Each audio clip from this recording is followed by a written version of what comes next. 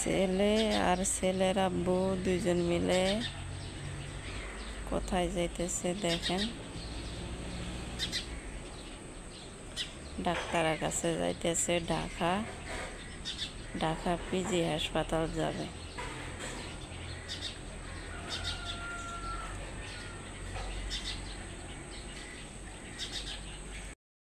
রাত্রে অনেক বৃষ্টি হয়েছে।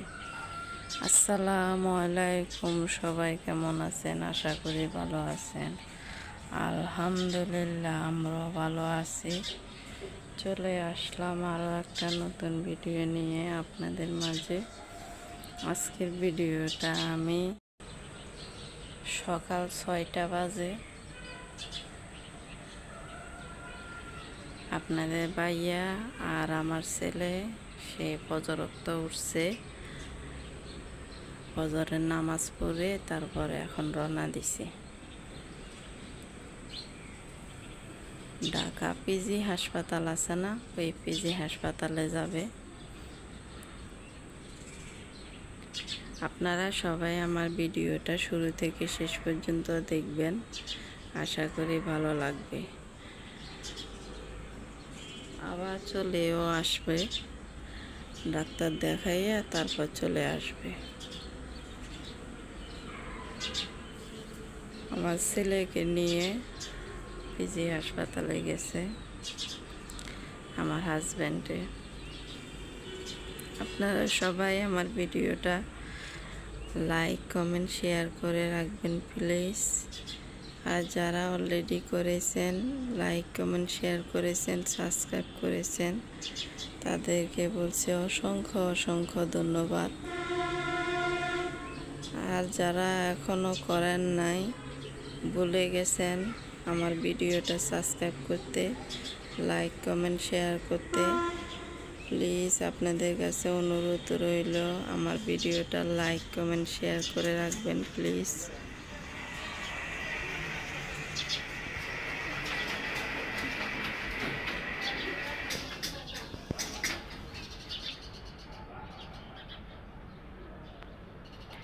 আমার ভিডিওটা শুরু থেকে শেষ পর্যন্ত দেখবেন। আজকে আমি আমার ছেলে আর আমার হাজব্যান্ড ছাড়া সারাদিন বাসায় কিভাবে দিন কাটায়।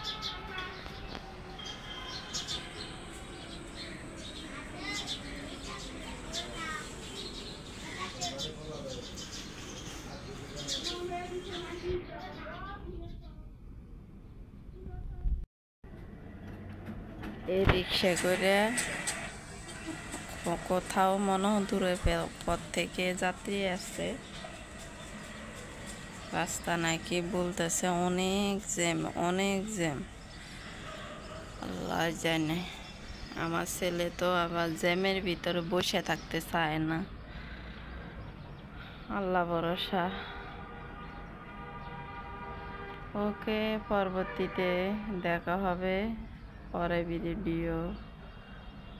আমি কি কাজ করি সব আপনাদের সাথে শেয়ার করব।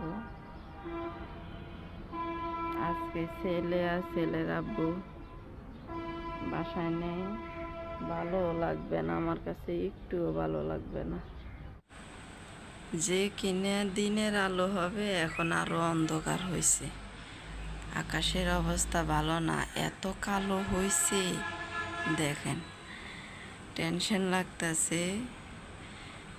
আপনাদের ভাইয়া আর আমার ছেলে মিলে ঢাকা রওনা দিল, আর এত বৃষ্টি হইতেছে, কোথাও না কোথাও বৃষ্টি হইতেছে, অনেক বৃষ্টি হইতেছে। যেটা বলছিলাম সেটাই হলো, এত কালো হয়েছে, অন্ধকার হয়ে গেছে, মনে হচ্ছে এখন ফজর আজান দিবে। আকাশে এত মেঘ, এত বৃষ্টি, জোরে বৃষ্টি পড়া, আর কেমন জানি একটা শীত করতেছে, মনে হচ্ছে শীতকালে এসে গেছে। এই পুজো না হওয়া পর্যন্ত এরকম বৃষ্টি হবে। অনেক বৃষ্টি হয়েছে অনেক, আর আকাশে মেঘে এত ডাকাডাকি আর এত বিজলি জোরে পড়ছিল এতক্ষণ ধরে, মনে হচ্ছে আবারও বৃষ্টি আসবে, এমন অবস্থা হয়ে গেছে। আমি বিছানাটা ঝাড় দিয়ে নিচ্ছি। ভাবছিলাম বিছানা চাদরটা উঠাবো, এখন বৃষ্টি আবারও আসবে। আর এইদিকে কারেন্ট নাই, কারেন্টের লাইনে সমস্যা হয়েছে, খুব জোরে একটা শব্দ হয়েছে, শব্দ হওয়ার সাথে সাথে কারেন্ট চলে গেছে। এরকম হলে না আমাদের এদিকে কারেন্ট আসে না। তা এই কারণে আমি আর চাদরটা উঠাইলাম না। ভাবছিলাম আজকে তো বাসায় আর ছেলের আব্বু তো নাই, কাজকর্ম নিজে নিজে অল্প অল্প করে করব, হালকা পাতলা কাজ। এই চাদরটা উঠাইয়া দিব। এখন দেখি বৃষ্টির কারণে আমি চাদরটা উঠাইতে পারবো না।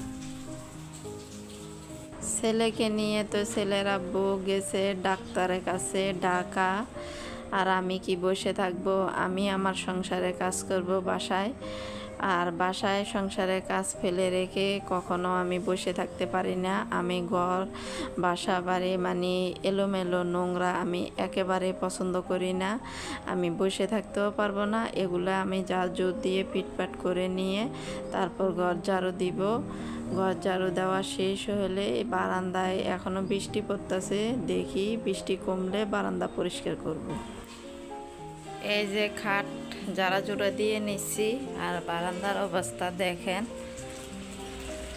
বারান্দাটা কারেন্ট নাই, পানি নাই, পানি চলে গেছে। কারেন্টে সেই সকাল 6টা বাজে গেছে, এখনো আসা নাই। এখন আমি বারান্দাটা ভাবছিলাম ধুয়ে দিব, দেখি কি করতে পারি। আর এখানে দেখেন মিনি আয়শা টেবিলের উপরে শুয়ে পড়ছে, ঘুমাইতেছে। আমি বিছানাটা ঝাড়ু দেওয়ার সময় তার আগে আমি ভাত বসাইয়া দিছি, কারণ পানি থাকতে থাকতে ভাত বসাইয়া দিলে তাহলে ভালো হবে।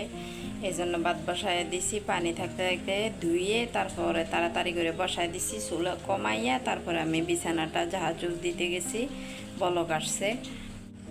আমার ভাতগুলো হয়ে গেছে, এখন আমি নামিয়ে নিব।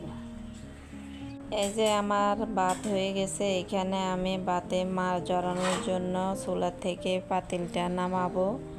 আর নিচে 2টা পাতিল দেখা যাচ্ছে, দেখেন। ওই পাতিলে করে আমি পানি ভরে রাখছি। কারেন্ট চলে গেছে, আর মানে পানি চলে যায় আমাদের এখানে আবার। তো পানি চলে যায়, পানি তো লাগবেই। এই জন্য আমি পানিগুলো অল্প একটু পানি ভরে রাখছি। আর পানি ছাড়া কোনো কাজ করা যায় না, ধোয়া মোছা সব পানি লাগে, সব কিছু পানি। আর পানি ছাড়া আমার কাছে একেবারে ভালো লাগে না। প্রতিটা দিন তো ঘর মোছাও লাগে। এই মুড়িগুলা একটু নরম নরম হয়ে গেছে, আমি এখন একটু টেলে নিয়ে তারপর মশমশা করে নিব।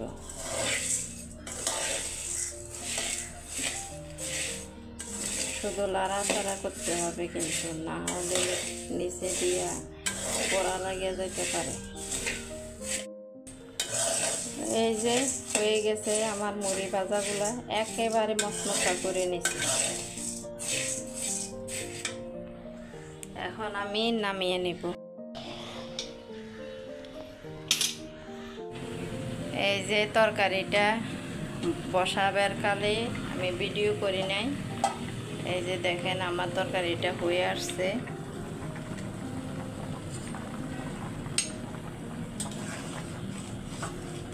মূলা তরকারি, রুই মাছ দিয়ে টমেটো দিয়ে মূলা রান্না করছি।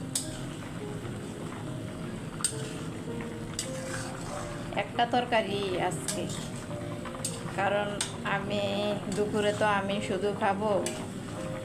আমার হাজবেন্ড আর ছেলে তো এরা তো ডাক্তারের কাছে গেছে, এরা দুপুরে খাবে না। আস্তে আস্তে দুপুর পার হয়ে যাবে, তাহলে খেয়ে তারপরে রান্না দেবে।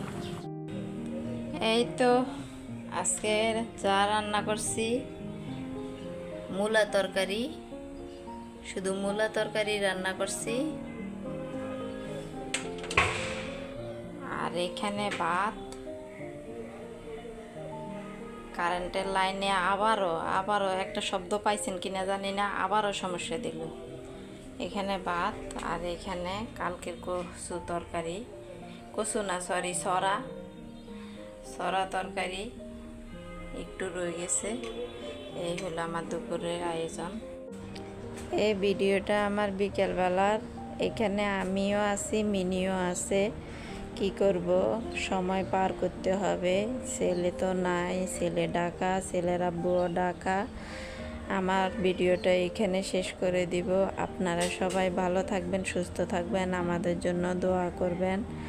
আর আমার ভিডিওটা বেশি বেশি করে শেয়ার করে দিবেন প্লিজ, সবার কাছে অনুরোধ করলাম। আসসালামু আলাইকুম, আল্লাহ হাফেজ।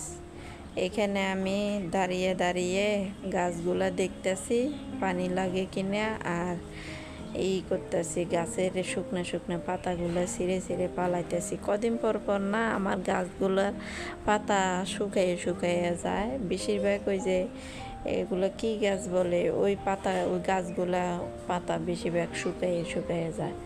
আর এখানে মিনি বসে বসে ম্যাও ম্যাও করতেছে। আমি মিনির সাথে কথা বলতেছি, কি হয়েছে তুমি ম্যাও ম্যাও করো কে? মিনির জিজ্ঞেস করলাম। পরে মিনি আবার উঠে আমার সামনে দিয়ে গিয়ে তারপরে ম্যাও ম্যাও করতেছে, ওই দেখেন। তারপর আমি এই যে গাছের পাতাগুলা বেছে বেছে ফালাচ্ছি, আর মিনির সাথে কথা বলতেছি, গল্প করতেছি। আমাদের দুইজনের সময় যাচ্ছে না।